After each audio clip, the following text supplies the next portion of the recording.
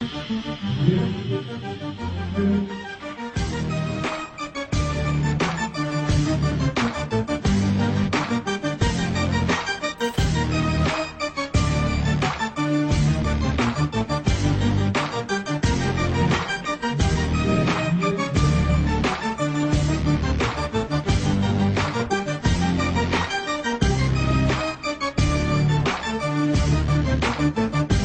Winkles, bonsoir.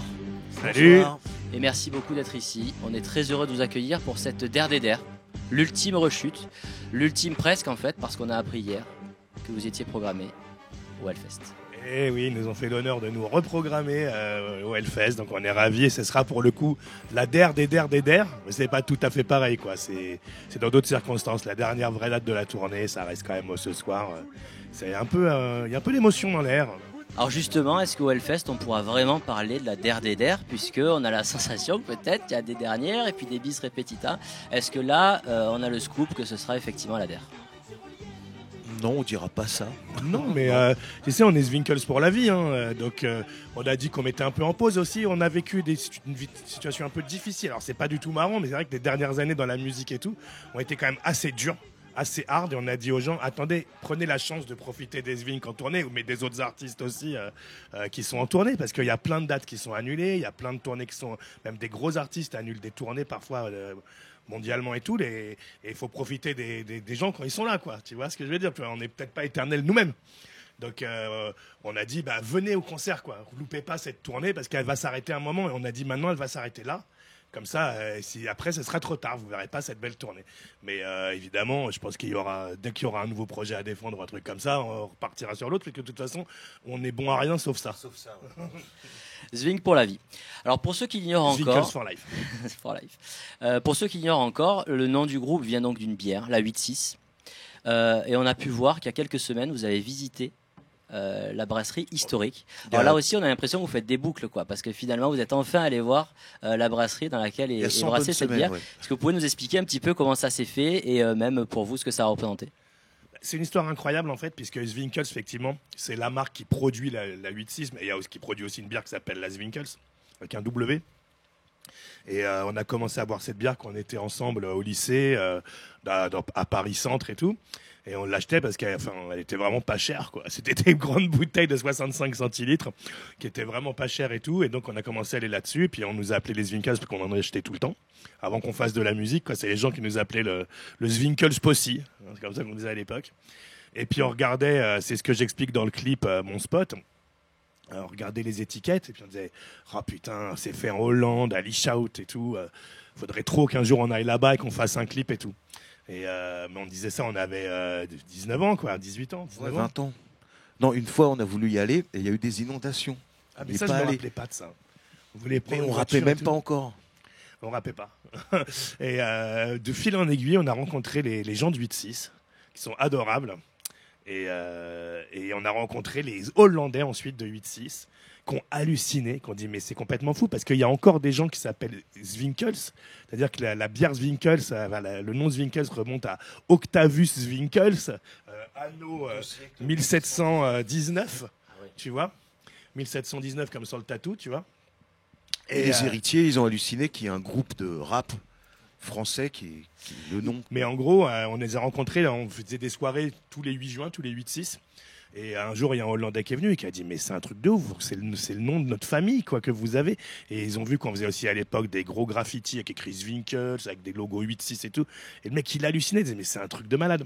Et du coup, ils ont eu l'idée un jour de nous contacter pour venir jouer dans leur usine pour le lancement de la bière en bouteille. C'est une longue histoire, mais elle vaut le coup d'être racontée.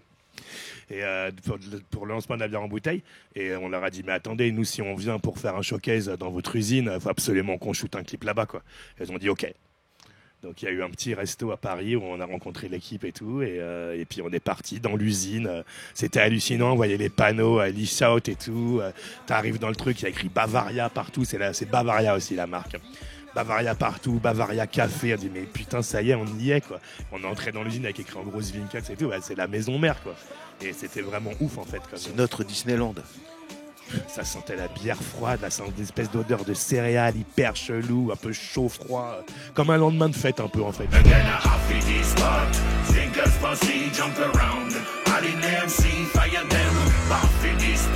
They don't recognize what we damn. Running off in this spot. Le Sphinx est dans le building, l'histoire est dans le making. On te shoot, on te coupe, on te débaisse, on te laisse sécher, on t'arrache les croûtes, on te broute dessus. C'est juste le retour du meilleur groupe et ça recommence. La violence, même si ça te déplaît, on te badigeonne de moutarde pile sur les plaies. AK-47 dans le trou de ta quéquette. On vide quelques chargeurs dans ton muret, bande de paumés. Je viens fracturer des pommettes, t'arracher les paupières et les recoller comme des gommettes. T'auras beau piailler, yippie aïe aïe aïe, mais te ficeler les couilles et les faire cuire comme des paupières. Maintenant je fais 2 fois ton poids, double basse. Deviens fou comme Stéphane Plaza, double face. Je fais des membres au ciseau et je t'ai ventre au cutter. Et on servira les restes du corps au resto du cœur. Alors en parlant de bière, nous aussi on est très amateurs de bière, à tel point qu'on vous a accueilli là avec la Décibel. Qui est une recette unique faite par le Sismic, par un brasseur aixois Aqua Maltaï. Donc bon, on va vous laisser la savourer, sûrement aussi tout au long de la soirée. Et on compte sur vous demain pour une petite dédicace et pour faire un petit retour, une évaluation en tant qu'expert sur cette bière brassée à Aix-en-Provence. Voilà. Trop bien. Alors justement la suite, tu en as un petit peu parlé. Est-ce qu'il était prévu dès le départ ce rechute 1 et 2 dans votre esprit, ou est-ce que c'est un petit peu une manière sympa et rigolote de rebondir sur les interruptions qu'il y a eu? Comment ça s'est passé un peu l'organisation de cette double tournée? Mais en fait, dans quel sens ça s'est fait? Parce qu'on a commencé à refaire des concerts, bon on était un peu fâchés.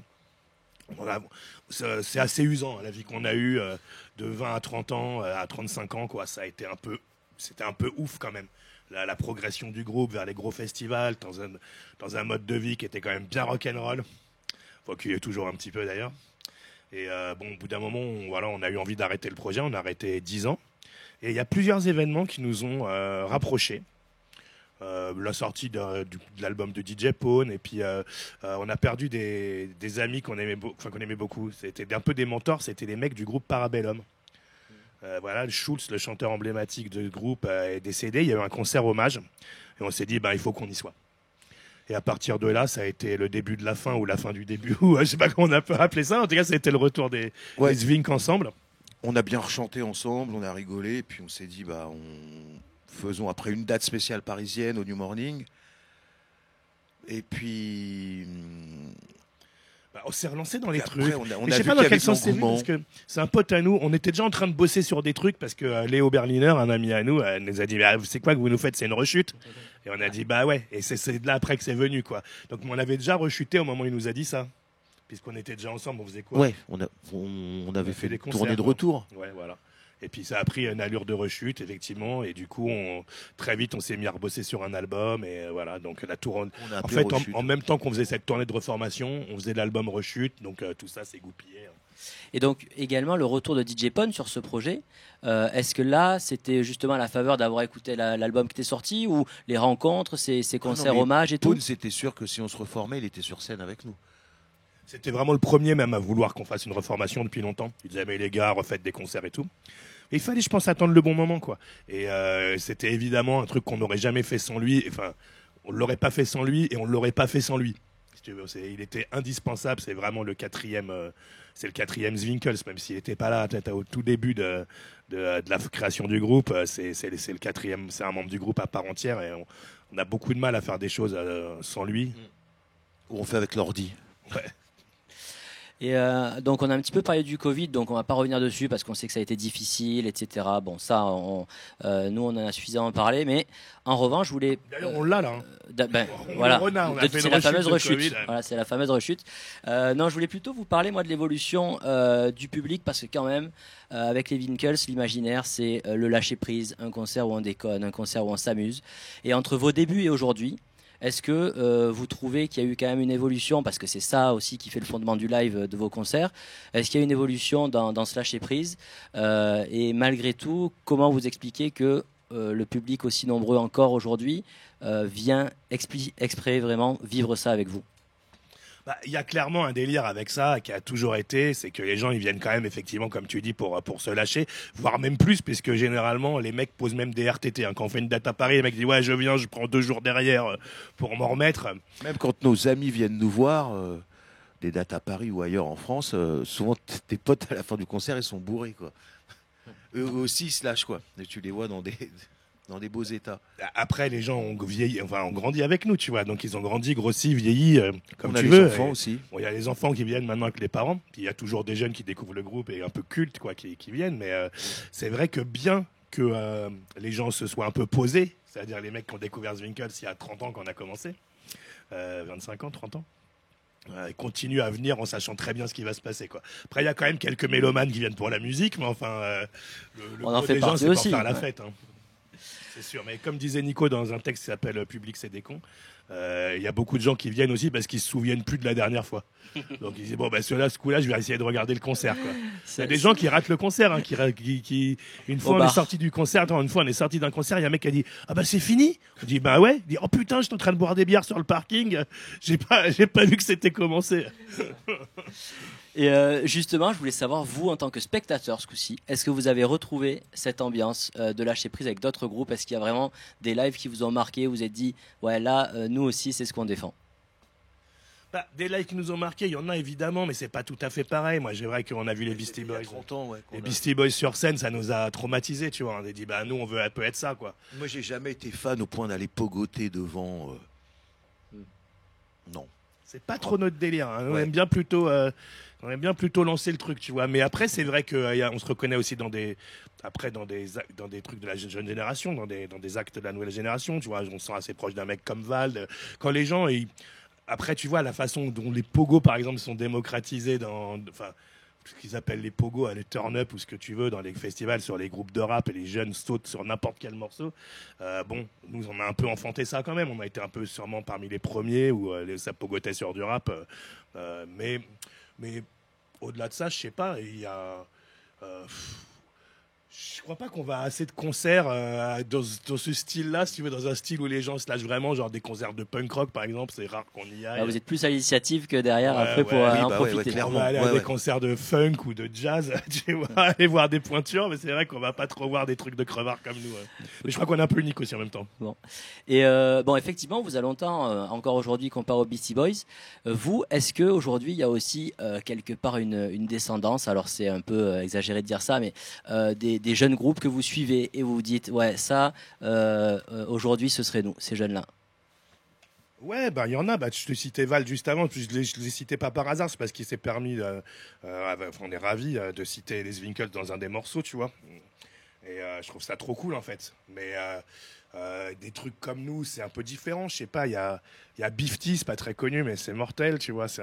Justement, c'est un poteau à Val. C'est un mec avec son frère Julius. C'est des rappeurs punk, quoi. Tu vois, il y en a. Après, je pense que je pense pas qu'on ait influencé vraiment les gens parce qu'on est resté un groupe toujours un petit peu underground, un peu dans la contre-culture et tout. Mais on a ouvert des portes, ça c'est sûr, tu vois. Et c'est vrai que quand tu écoutes un mec comme Orelsan, on a 10 ans d'écart, ou Casseur Flotteur particulièrement, c'est qu'il y a des trucs qui sont quand même super proches de ce qu'on fait. Mais c'est juste parce qu'on a les mêmes rêves et la même life en fait, si tu veux.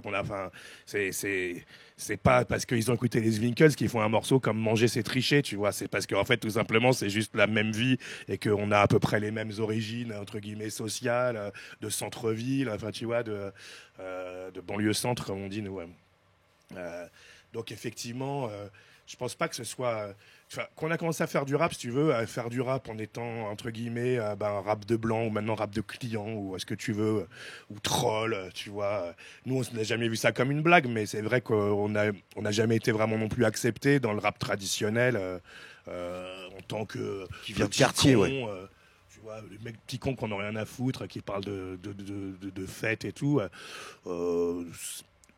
Voilà, aujourd'hui, ça surprend plus personne quand dans un texte de rap, tu parles de fumer des joints ou de boire des bières, si tu veux. C'est des sujets totalement normaux et acceptés. Mais nous, en France, chronologiquement, si tu veux, on a juste été les premiers à le faire. C'est-à-dire qu'il y a personne qui l'avait fait avant nous, quoi. Enfin, Ouais, même bah, NTM. bon, peut-être un petit peu, mais tu vois, les gens ils étaient là, genre, mais c'est un truc de ouf ce que vous faites. Vous parlez de fonce-dé dans des raps. Bah oui. Alors qu'aujourd'hui, c'est juste totalement banal, quoi. Je veux réveiller le bon qui est en moi, faire péter le jongi. Ce soir j'en ai marre d'être funky. Je veux disjoncter à l'acide, j'arrive juste avant le concert, monter sur scène tous les vides avec un banjo. Même si je troque mes ranjos, bandez mes fistos, je kifferai toujours une guitare disco slam. Jette-toi dans les flammes, je resterai rock'n'roll dans l'âme jusqu'à ce que je clame. J'ai brûlé mes verrues, mais jamais je brûlerai mes vieux albums des berrues. Fils, j'en suis trop féru, plus que j'en ferai. Je préfère le rock ferreux de Pantera à terre à la stylo. Pour finir, on vous avait prévenu, enfin en tout cas votre équipe vous a prévenu, mais vous ne savez pas de quoi il s'agit. On vous a préparé un petit défi. Ouais, j'ai entendu parler de ça. Ouais, je dirais même un gros défi. Donc c'est en référence. Défi, c'était le nom d'un magazine cochon dans les années 90-80. Voilà. Alors là, il y aura un Club cochon, bien que c'est un peu sale quand même. En référence au titre Serial Killer, qui quand même a fait partie des titres qui vous ont révélé.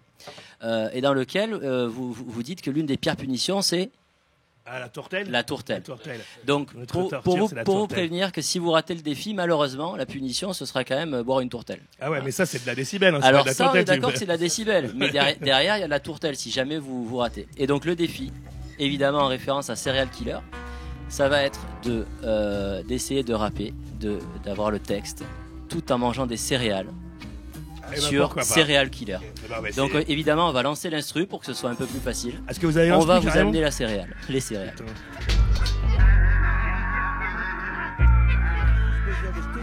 Façon puzzle. 3, 2, 1, le temps que tu ouvres ta bouteille, j'avais mis de la mienne et l'avais mise à la poubelle, n'oublie pas. Encore la vie, qu'est-ce que boucle? Je récolte, je plus comme des mailles, je remplis des géants verts. Faire et à verser dans les silos.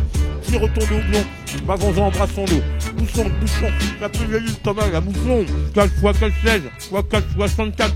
4 x 4 pattes, ça c'est ton foie qui craque, soit denté, écarlate. Faudrait nous dire quand est-ce qu'on en reprend, en fait. Pour le plancher, sur le parc, Je me rappelle plus.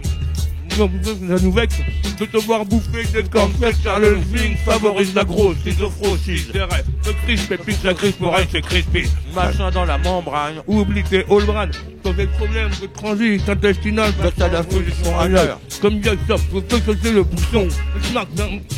Devant que de bon jusqu'au balcon. Mais tu Il me dégage gardes toute ma potion, obsession, amour pour la poisson. Ah, c'est frustrant. Je suis ta triste. C'est triste. Ta voix n'est plus seule quand t'as triste. De ma triste. Sur tes traces, c'est sur mon dos. Je danse la danse vous ordre et tout remonte à ma tête livide. Trafic se gâchis, j'en suis avide. Aux yeux arides. Quand mon verre est plein, je le plains. Quand mon verre est plein, je le vide. C'est réel. Céréales, killer, buveur d'air en série. Alors, arrêtez, mais je vais dire deux choses. Je vais dire deux choses. Gérard Nicus, bravo. Déjà, je pense qu'on peut applaudir parce que la performance, le défi est réussi quand Alors, même. la première chose qui est vraiment marrante, On c'est voulait que... vraiment pas boire de tourtelle, tu sais. Non, mais ce qui est marrant, c'est que cette version-là, on l'a pas faite depuis longtemps.